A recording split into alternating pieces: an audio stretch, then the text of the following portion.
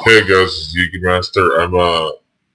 I'm calling to get better at Yu-Gi-Oh. The topic for today is forcing them to miss timing on certain cards that they have just because of the fact that there are some cards that can miss timing stuff and do all kinds of things. So, for example, we'll go into like searching. Your opponent plays a green gadget, which is cool. That's fine with that. They go to search for a card. You, on the other hand, chain to call the Haunted, but they have a bottomless trap hole.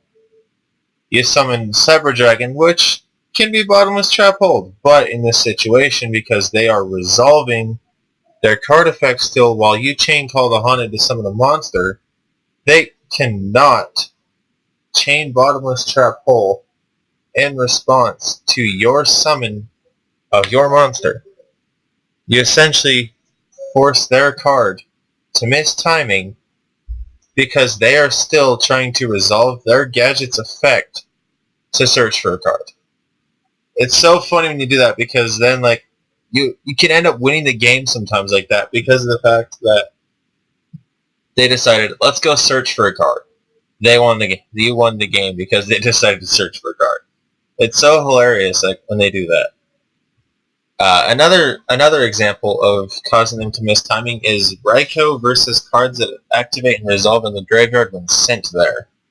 Such as, in this example, would be Light Pulsar Dragon.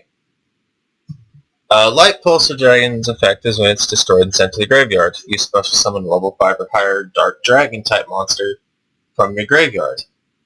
However, Raikou, after sending that card to the graveyard, then tries to finish its resolution.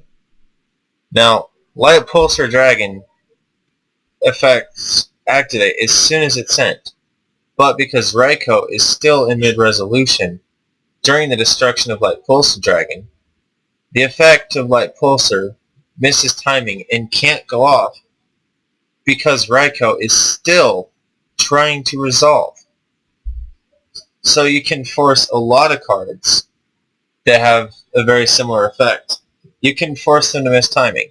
Like, if Light Pulsar Dragon attacks you and kills Raikou, Raikou kills that, Raikou mills, Raikou goes to the graveyard, Light Pulsar Dragon misses timing.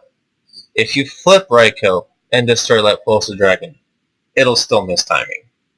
So there's a lot of ways that you can actually cause your opponent to get screwed over just by a Raikou. Raikou is too good like that. Other cards, for example, like if you look at what is it?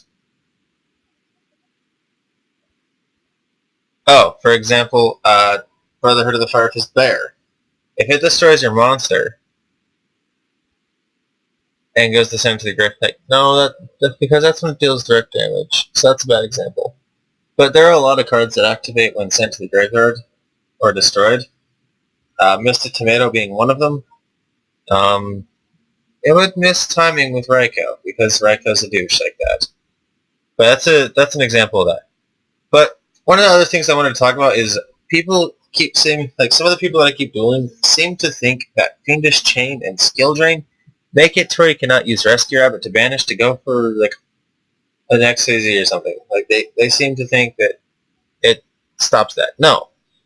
On the actual TCG Skill Drain, like I know on here it just says the effects of all face-up monsters on the field are negated. I know that this is just a short ruling on here, like same with Fiendish Chain, but these both work the same way. On the actual TCG card of Skill Drain, it will say down at the bottom, the effects can still be activated. So you can activate Rescue Rabbit. Rescue Rabbit tributes itself and banishes it to gain the effect. So it doesn't resolve on the field. It goes to a different location to gain the proper effect. So essentially, Rabbit or Skill Drain